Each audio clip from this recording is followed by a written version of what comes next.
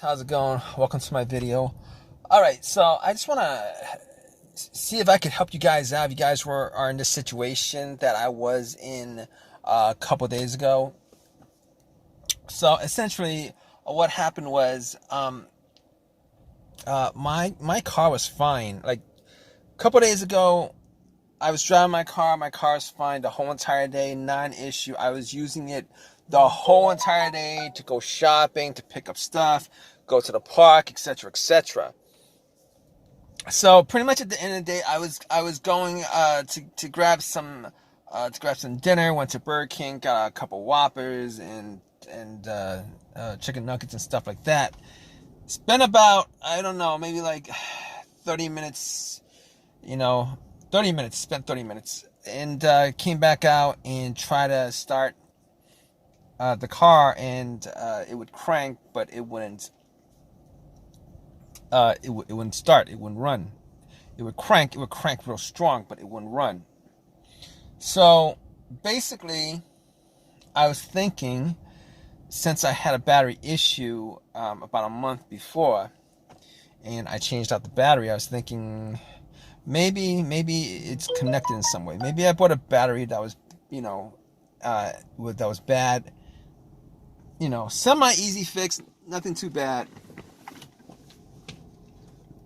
So basically what I did was I turned on my headlights, went out and checked to see whether the beams were good and bright, which they were. The beams are good and bright. So, so at that point I was thinking to myself, all right, now it cranked pretty strong a couple of times. All right, I did try to crank it a couple of times, at least 3 or 4 times, maybe even 5 times, and it would not run. So what I did was I pressed the accelerator a couple of times, and guess what? It still didn't run. Still didn't run. So I was playing with the shifter. Maybe the shifter is not in parked or whatever. Try to push it. Just move it around a bit, even got it to neutral, shifted to neutral, and it still had the same issue. And guess what I did? Next, I went and checked out the battery compartment just to see whether there was any kind of visible issues with the batteries, with the battery terminals, whether they were corroded, etc., etc. Because I remembered that I did not clean them when I changed it out. I did buy Value Smart. What is it? Value Smart? I did buy one of those Walmart batteries for like $50. And I've never had an issue with those Walmart batteries. Value Plus or something like that. Walmart's Value brand. I don't know. But looked at the terminals, and the terminals were a little bit dirty. And I remember it was a little bit dirty. I never cleaned it. So I went back into Burger King, got a Coca-Cola, and pretty much got some napkins, poured a little bit on the battery terminals, and pretty much had it fizz. So I took some paper towels and wiped it, both terminals. Now let me tell you guys something. All right, the terminals, they were tight, not super tight. They were tight enough where I had to wiggle them to get them out. So that wasn't an issue. Anyway, I cleaned them up pretty good, popped it back on, and at that point I tried to turn it on, and guess what, guys? Bam, nothing. Same issue. It cranked the same. It seemed like to me that the same strength it cranked. Still would not start. So I was like, okay, I can't tell whether it's the battery or not still at this point, because I mean, there's a good chance that the battery could be worn down, and normally if the battery is worn down, you could still hear like a soft crank, but it just wouldn't turn over all the way. Unfortunately, I was hearing I was hearing a strong crank, so my assumption was the battery is good, but I can't be 100% sure of it. So at that point, I was like, let me get the power pack, the no-code power pack that I bought from Walmart like about a month ago, just to, because last time I had that battery issue, let me see. Yeah, last time I had that issue, if I had a power pack on me, I would just drove to Walmart and picked one up instead of all the stuff that anyway.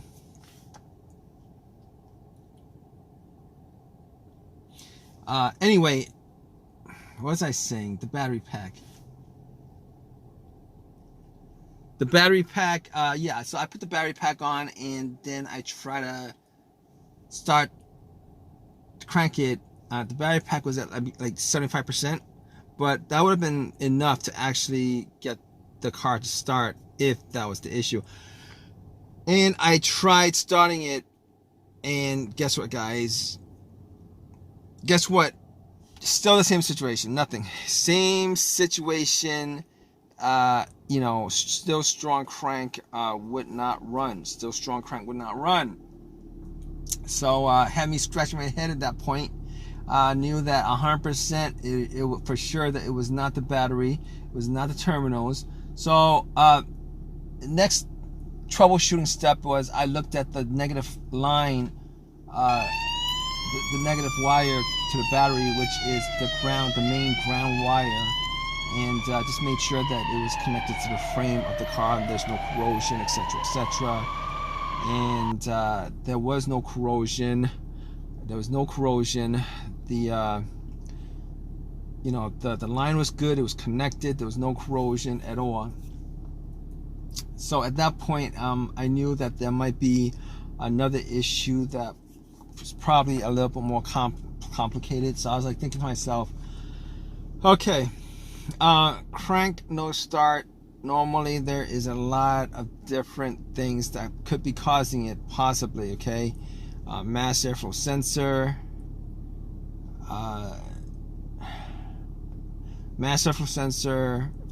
camshaft, crankshaft, throttle position sensor, ECM, the car's computer, all that stuff could possibly cause it.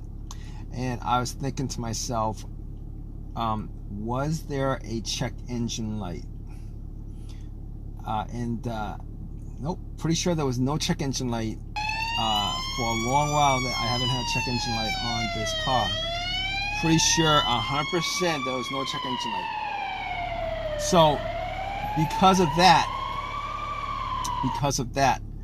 I could pretty much rule out all those things and everything else that has a sensor associated with it that could cause this issue to occur. Now, I couldn't say 100% because that issue could occur immediately, like at the very instance that I tried to start it. Probably didn't have that issue before, and then that issue just popped up. But there's normally you get like a little warning before that stuff like that happens, where you get absolutely immobilized, where you can't start. So I was thinking about all the things that it could cause it that has a sensor, and I knew there was no check engine light on my dash. I could rule all those things out. Pretty sure I could rule all those things out, which I did rule all those things out at the time anyway. All right, and I did have an OBD2 scanner, but that didn't cross my mind when I was taking the terminals off the battery. Normally, when you take terminals off the battery, you erase all the codes. But seeing as how I did not have any check engine light on my dash, I don't think that would have caused the issue. Okay, so moving on.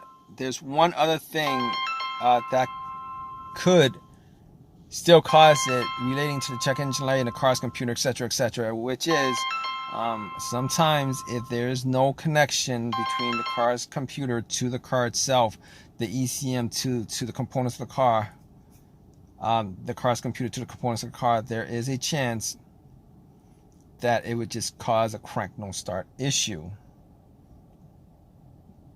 Okay, so basically, I had an OBD2 reader, plugged it in, and just to check up on that, I made sure that the OBD2 read all the way through,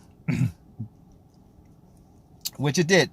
Now, if it didn't read all the way through, it read like halfway, and then it just stopped and says, you know, and gives me a message that it wasn't able to pick up on the car's computer. It just kept on hanging there for like a good extended period of time without running all the way through, scanning all the way through. I would know that it was the car's computer that had some issues, but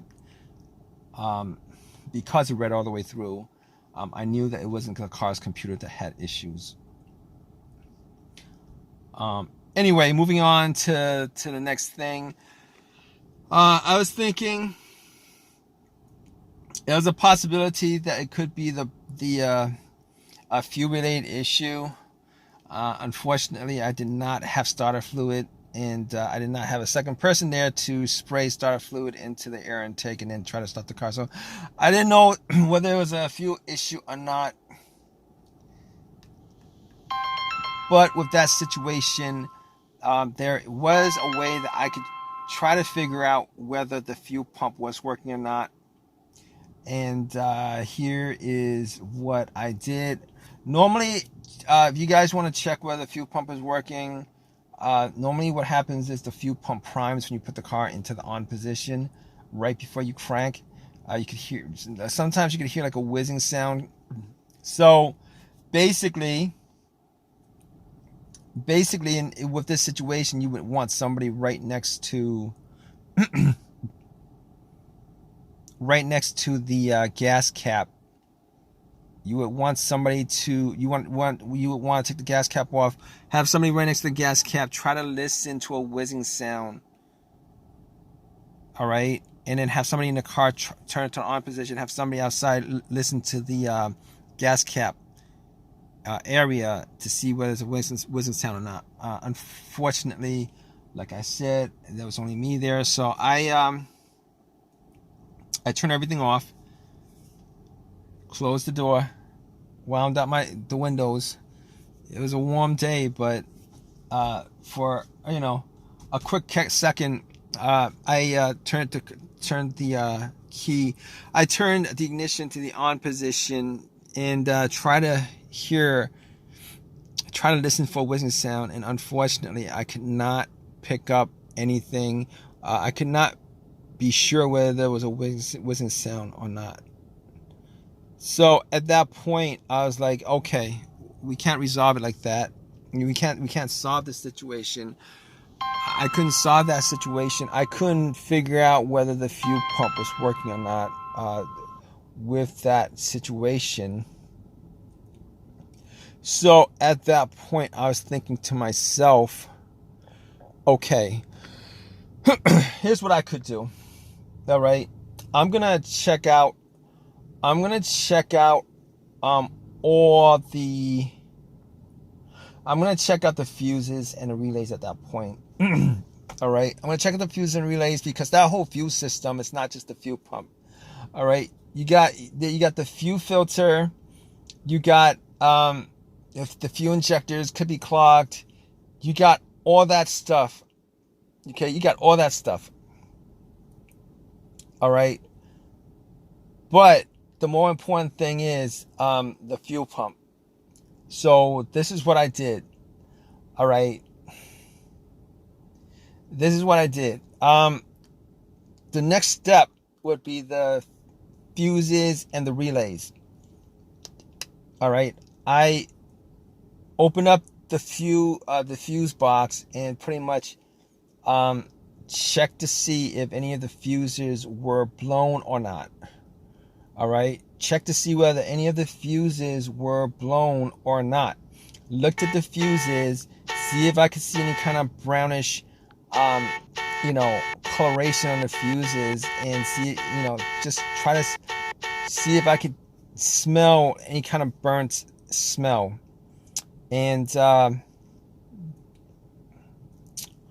Was not able to make out whether any of the fuses were burnt or not. Did not see any kind of brown tints or anything, brown discoloration of any of the fuses. From what I could see, just from my sight alone, all the fuses look fine. So I was like, okay, with this situation, I really couldn't do any more tests with that. So I moved on to the relays. All right, and I checked out, figured out where the fuel pump relay was,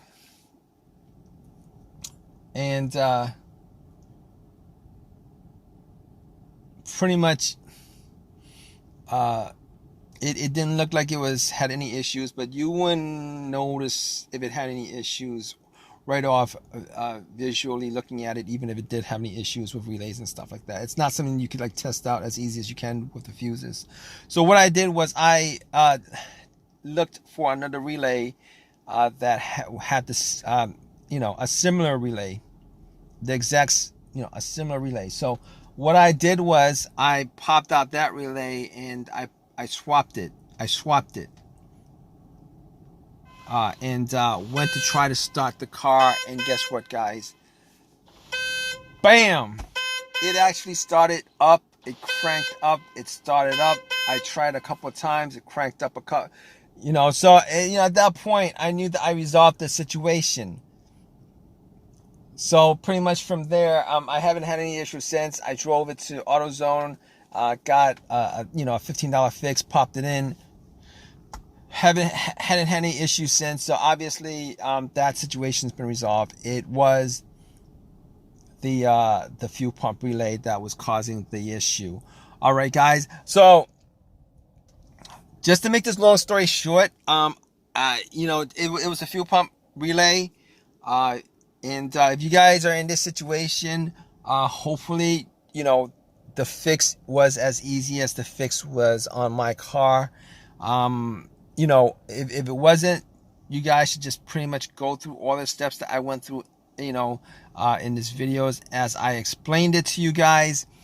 And, hopefully one of those things, is the cause of your car situation, not the fuel pump itself. Obviously, if it's the fuel pump, you're not going to be able to fix that issue. Well, you could, but obviously not at that time when they're having issues, unless you have unless you're a mechanic with with tools with you and stuff like that, and the parts and stuff. But anyway, let me just end this. So hopefully, if you guys are in this situation, this video has helped you guys out.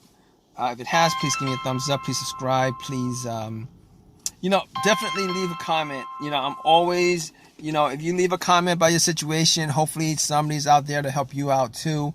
If they see the comment, they might be able to help you guys out with this situation, and I'll probably respond to it too.